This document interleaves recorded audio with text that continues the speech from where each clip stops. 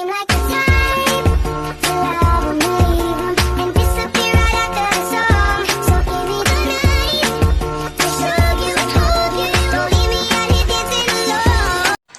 Assalamualaikum warahmatullahi wabarakatuh. Salam sejahtera bagi kita semua. Om Swastiastu, Nama Budaya, Salam Kebajikan. Puji dan syukur kita panjatkan kehadirat Tuhan Yang Maha Esa. Atas berkat rahmat-Nya kita dapat berkumpul meskipun secara virtual dalam keadaan sehat walafiat. Pada kesempatan ini saya akan menyampaikan materi yang berjudul Pancasila dan Tantangan Generasi Muda di Era Digital. Perkenalkan, saya Mufarida Mariam Memong, mahasiswa program studi bimbingan dan konseling. Pada video kali ini, saya akan membahas topik yang sangat relevan dengan kehidupan generasi muda di tengah perkembangan teknologi saat ini. Di tengah pesatnya perkembangan teknologi, generasi muda diharapkan pada berbagai tantangan moral dan sosial. Oleh karena itu, melalui video ini saya akan mengajak kita semua untuk merefleksikan peran Pancasila sebagai pedoman hidup generasi muda di era digital. Pancasila dan tantangan generasi muda di era digital.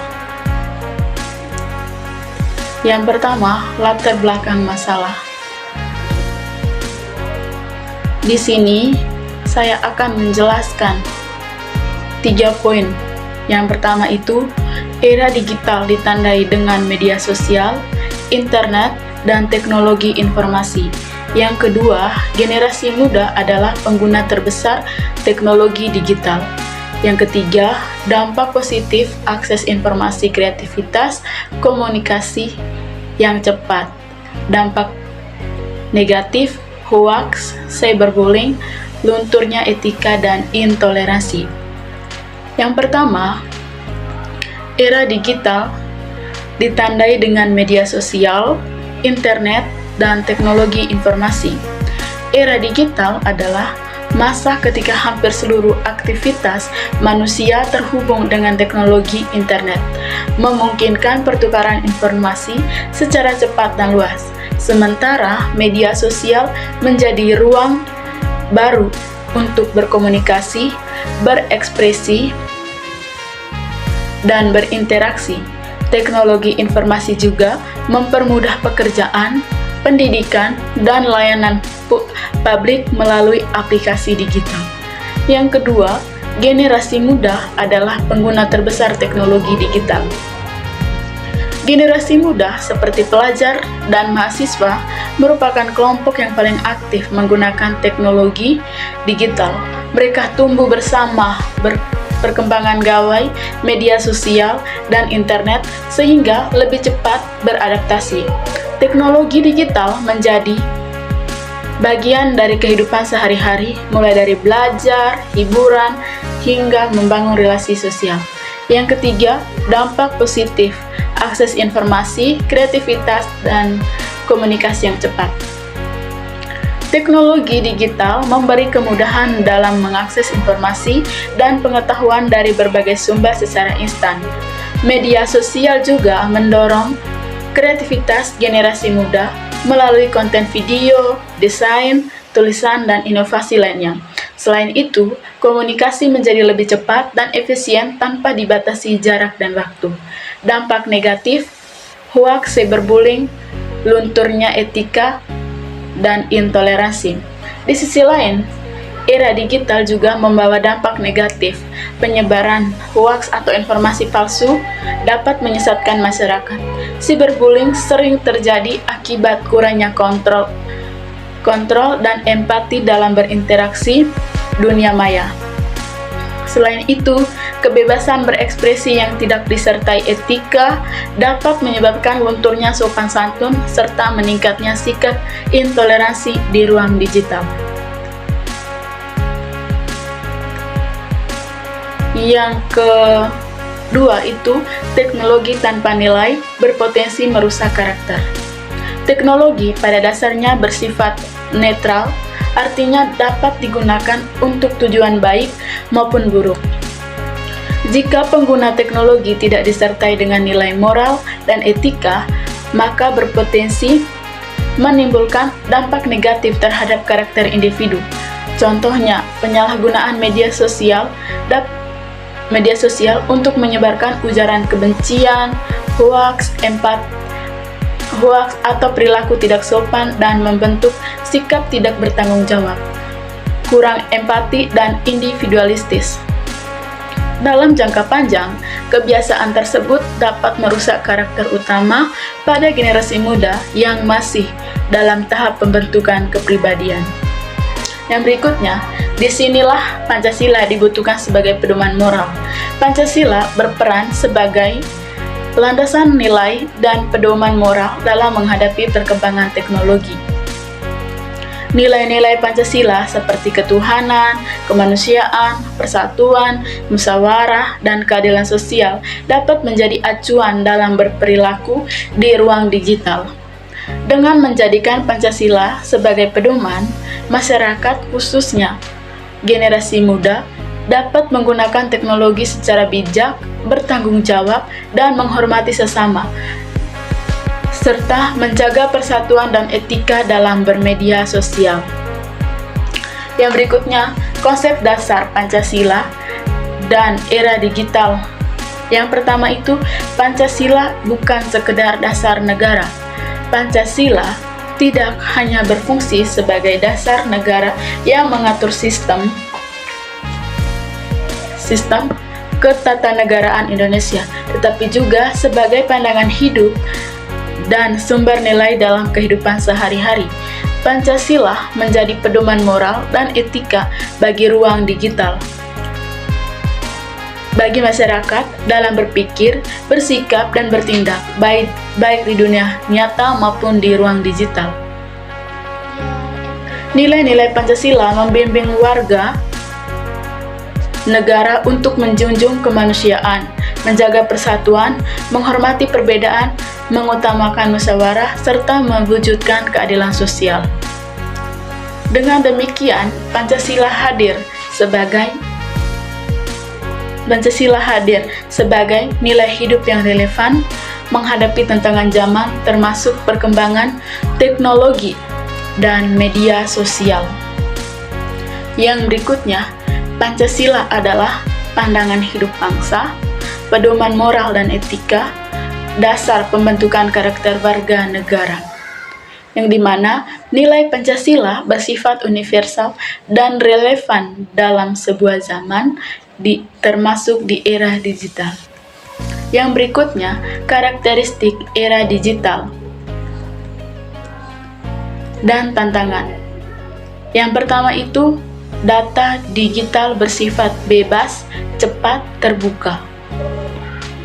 Yang bersifat bebas, di mana dunia digital memberi kebebasan kepada setiap orang untuk mengekspresikan pendapat, membagikan informasi, dan berinteraksi tanpa banyak batasan ruang dan waktu. Setiap pengguna dapat membuat dan menyebarkan konten dengan mudah. Namun, kebebasan ini perlu diimbangi dengan tanggung jawab agar tidak melanggar norma, etika, dan hak orang lain. Yang kedua, cepat. Informasi di dunia digital menyebar dengan sangat cepat. Dalam hitungan detik, berita, opini, atau konten dapat menjangkau banyak orang. Kecepatan ini memberikan manfaat besar dalam komunikasi dan akses informasi, tetapi juga berisiko jika informasi yang tersebar tidak benar atau belum diverifikasi. Yang ketiga, terbuka. Dunia digital bersifat terbuka karena siapapun dapat mengakses dan melihat berbagai konten dari berbagai latar belakang budaya, pandangan, dan kepentingan. Keterbukaan ini memperluas wawasan dan toleransi, tetapi juga menuntut kemampuan berpikir kritis agar pengguna tidak mudah terpengaruh oleh konten negatif atau provokatif. Tantangan utama generasi muda.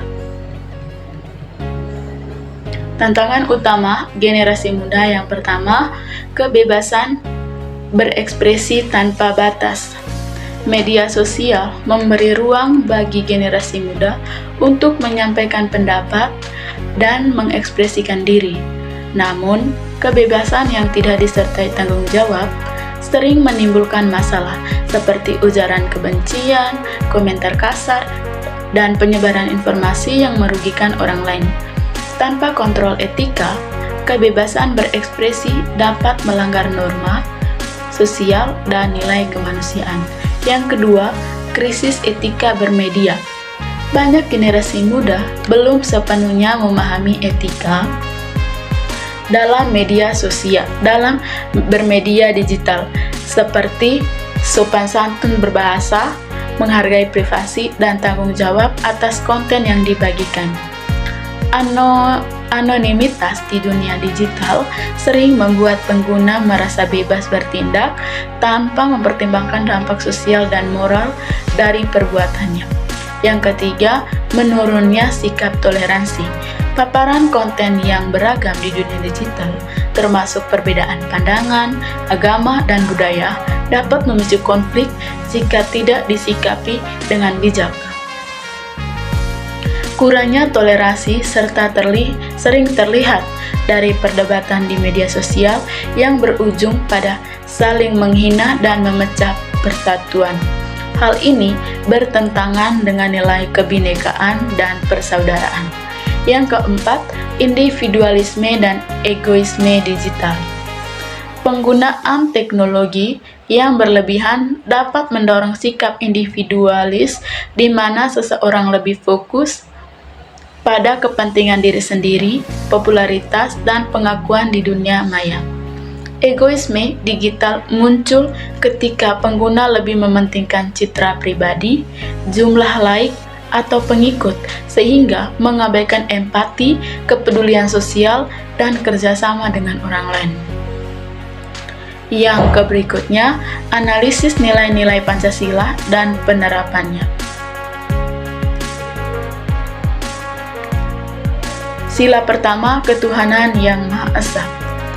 Tantangan 1. Konten negatif. Konten negatif seperti kekerasan, pornografi, ujaran kebencian, dan provokasi mudah ditemukan di media digital. Jika sering dikonsumsi, konten ini dapat memengaruhi pola pikir, emosi, dan perilaku terutama generasi muda sehingga berpotensi merusak karakter dan nilai moral. Yang kedua, penyalahgunaan kebebasan digital. Kebebasan di dunia digital sering disalahgunakan untuk menyerang orang lain, menyebarkan kebencian, atau melanggar privasi. Banyak pengguna merasa aman di balik layar, sehingga lupa akan tanggung jawab hukum dan etika dalam menggunakan kebebasan tersebut. Yang ketiga, hilangnya nilai kejujuran. Di era digital, kejujuran kerap terabaikan, misalnya dengan menyebarkan informasi palsu, manipulasi data, plagiarisme, atau membuat identitas palsu. Jika dibiarkan, hal ini dapat menumbuhkan budaya tidak jujur dan merusak kepercayaan dalam kehidupan sosial. Yang berikutnya itu penerapan nyata. 1. Bermedia sosial dengan moral. Setiap pengguna perlu menjadikan nilai moral sebagai landasan dalam bermedia sosial, seperti menghormati orang lain, menjaga sopan santun, dan bertanggung jawab atas setiap unggahan.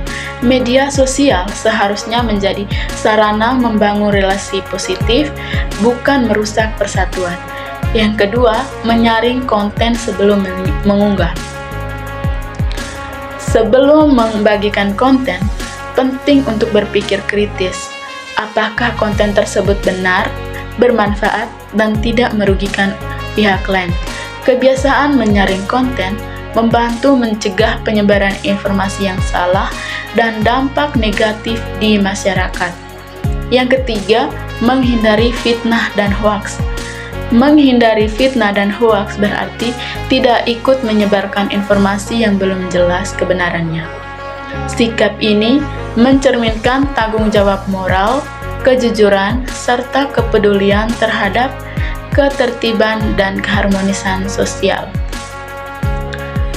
Analisis yang diambil, nilai ketuhanan menuntun generasi muda untuk memiliki tanggung jawab moral dalam setiap aktivitas digital.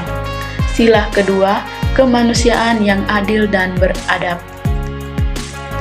Tantangan yang pertama itu cyberbullying.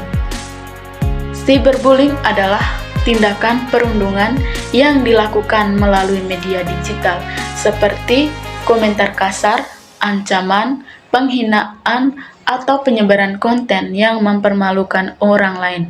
Dampaknya sangat serius karena dapat menimbulkan tekanan psikologis, menurunkan kepercayaan diri, bahkan memengaruhi kesehatan mental korban.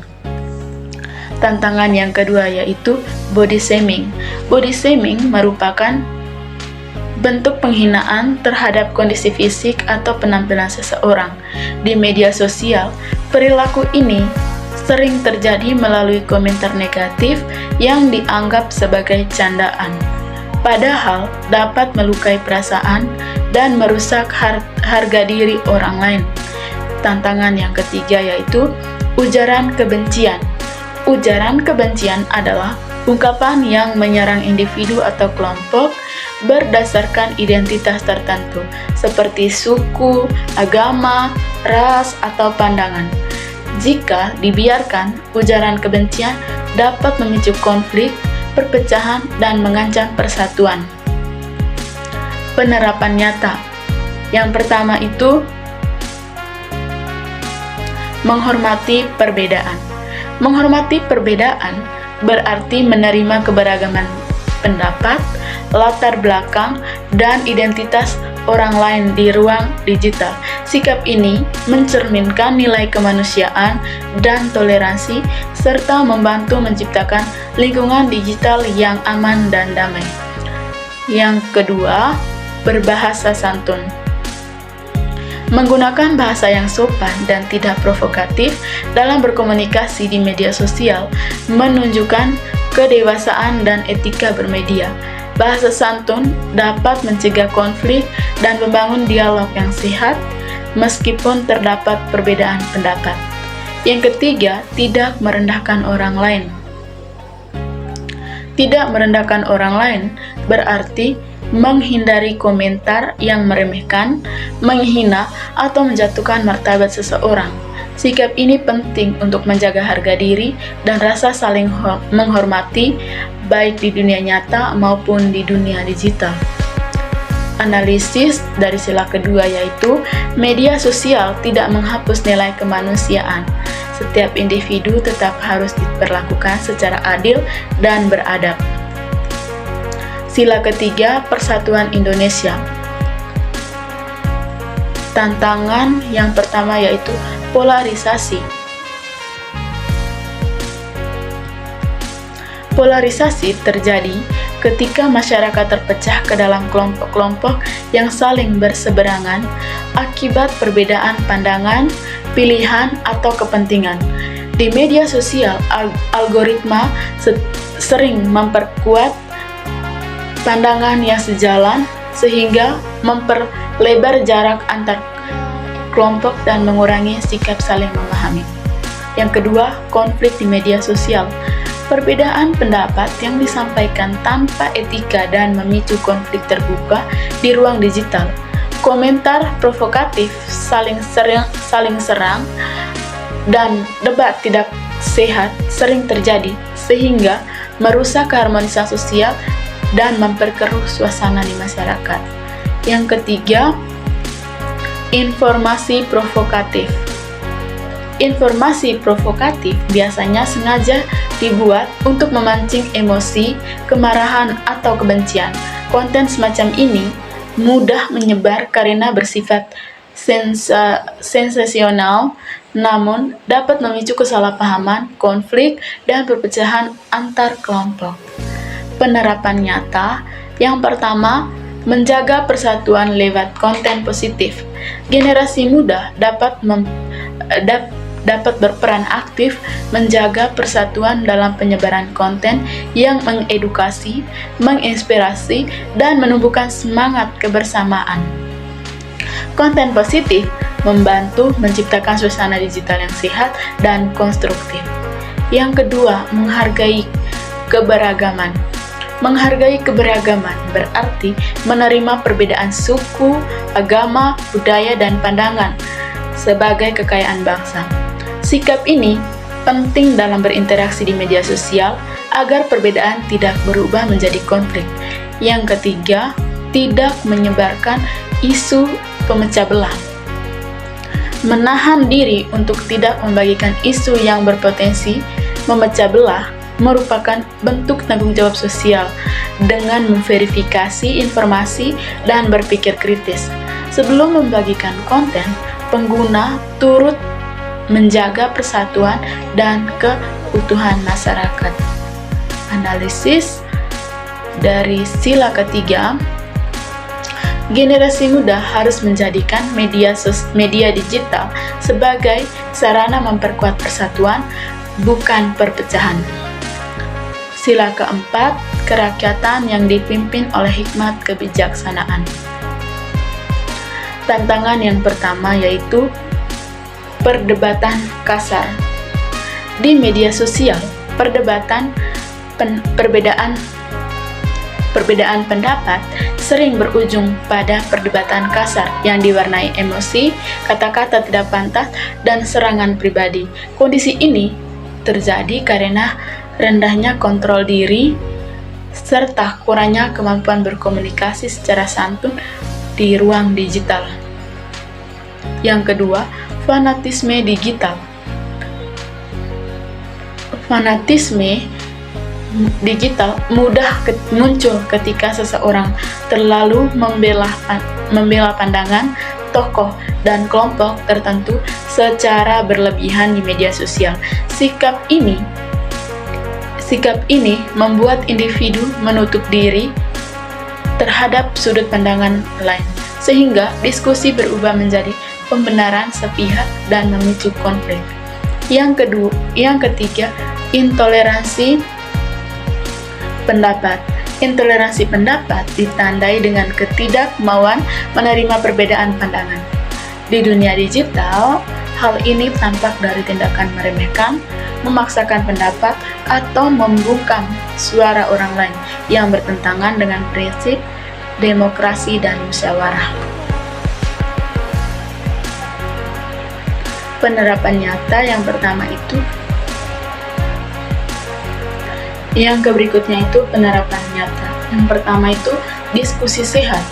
Diskusi sehat dilakukan dengan menyampaikan pendapat secara rasional, berbasis data, dan menggunakan bahasa yang santun. Tujuannya bukan untuk menang, melainkan untuk saling memahami dan mencari solusi terbaik untuk bersama. Yang kedua, kritik membangun. Kritik membangun disampaikan dengan niat memperbaiki, bukan menjatuhkan. Kritik sebaiknya fokus pada ide atau permasalahan, bukan pada pribadi seseorang, serta disertai saran solutif. Yang ketiga, menghargai pendapat orang lain. Menghargai pendapat orang lain berarti mau mendengarkan, menghormati perbedaan, dan tidak memaksakan kehendak. Sikap ini menciptakan suasana dialog yang demokratis, damai, dan mencerminkan nilai kemanusiaan serta musyawarah. Analisis dari sila keempat, yaitu demokrasi digital, harus dijalankan dengan bijaksana, bukan emosi. Sila kelima, keadilan sosial bagi seluruh rakyat Indonesia. Tantangan yang pertama yaitu kesenjangan digital. Kesenjangan digital terjadi ketika tidak semua orang memiliki akses yang sama terhadap teknologi dan internet. perbedaan ini dapat disebabkan oleh faktor ekonomi, geografis, maupun tingkat literasi digital. Akibatnya, sebagian masyarakat tertinggal dalam memperoleh informasi, pendidikan, dan peluang yang disediakan oleh teknologi digital. Yang kedua, penyalahgunaan informasi. Penyalahgunaan informasi terjadi ketika data atau konten digital digunakan secara tidak bertanggung jawab, seperti memanipulasi fakta, menyebarkan hoaks, atau menggunakan informasi untuk menipu dan merugikan orang lain. Hal ini dapat menurunkan kepercayaan publik dan merusak tatanan sosial. Yang ketiga, eksploitasi media sosial. Eksploitasi media sosial dilakukan dengan memanfaatkan platform digital semata-mata untuk keuntungan pribadi, seperti mencari popularitas berlebihan, manipulasi opini, atau keuntungan ekonomi tanpa berlebihan, tanpa memperhatikan dampak sosial dan etika. Tindakan ini dapat merugikan orang lain dan menciptakan ketidakadilan di ruang digital. Yang berikutnya, penerapan nyata. Yang pertama itu menggunakan teknologi untuk edukasi. Teknologi digunakan seharusnya dimanfaatkan sebagai sarana pendidikan, seperti belajar daring, berbagi pengetahuan, dan meningkatkan keterampilan. Dengan begitu, teknologi berperan dalam mencerdaskan kehidupan bangsa dan memperkecil kesenjangan digital. Yang kedua, berbagi informasi yang bermanfaat. Menyebarkan informasi yang benar, edukatif, dan inspiratif membantu menciptakan lingkungan digital yang sehat. Informasi yang bermanfaat dapat meningkatkan wawasan masyarakat serta mendorong sikap saling membantu dan peduli. Yang ketiga, tidak memanfaatkan media digital untuk kepentingan pribadi semata. Penggunaan media digital perlu mempertimbangkan kepentingan bersama dengan menghindari sikap egois dan eksploitasi. Pengguna dapat menjadikan teknologi sebagai sarana membangun solidaritas sosial, keadilan, dan kesejahteraan bersama. Yang berikutnya, refleksi kritis mahasiswa. Yang pertama itu, posisi mahasiswa sebagai agen perubahan. Mahasiswa memiliki peran strategis sebagai agen perubahan dalam masyarakat, termasuk di era digital.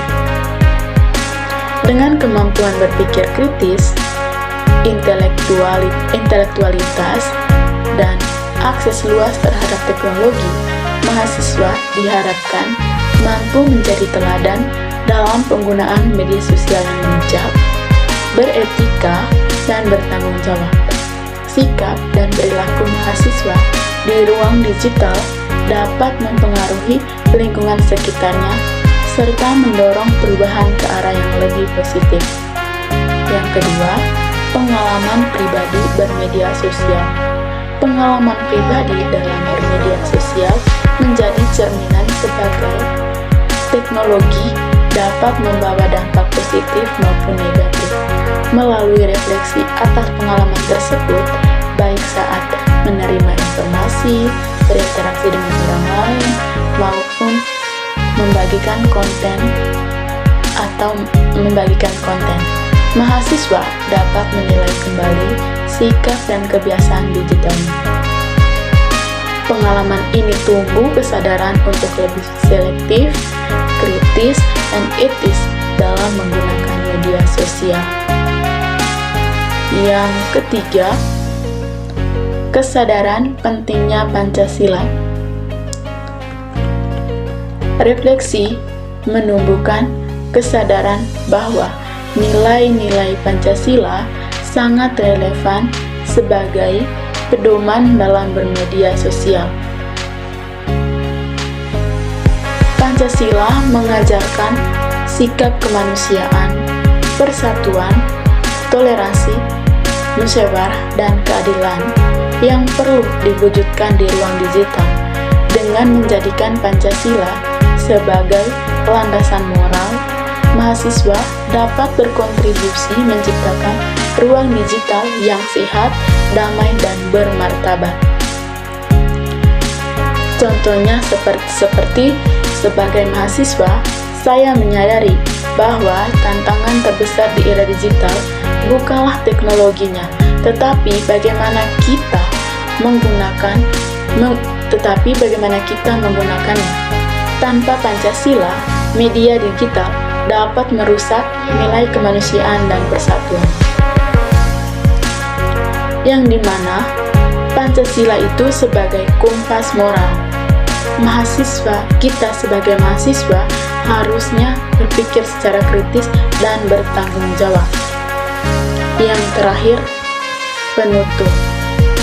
Kesimpulan, yang pertama itu, era digital membawa peluang dan tantangan. Era digital memberikan berbagai peluang, seperti kemudahan akses informasi, percepatan komunikasi, serta ruang luas untuk berkreasi dan berpartisipasi dalam kehidupan sosial.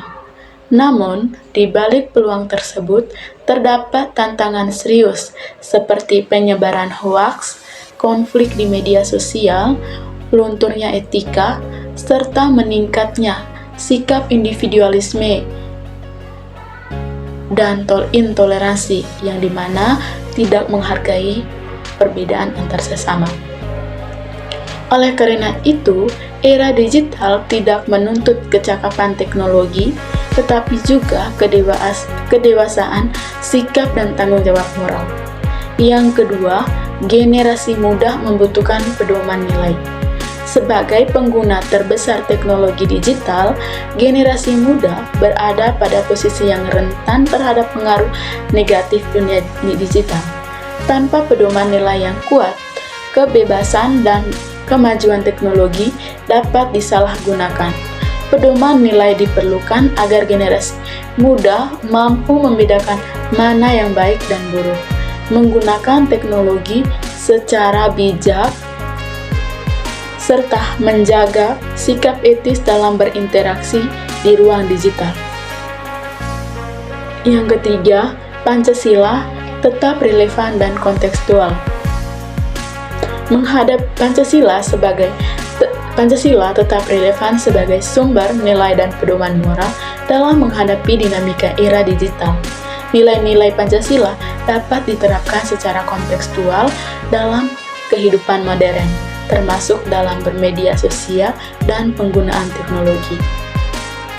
Dengan menjadikan Pancasila sebagai landasan, generasi muda dapat memanfaatkan teknologi untuk tujuan positif, menjadi persatuan, menghormati keberagaman, serta berkontribusi dalam membangun masyarakat digital yang beretika dan bermartabat.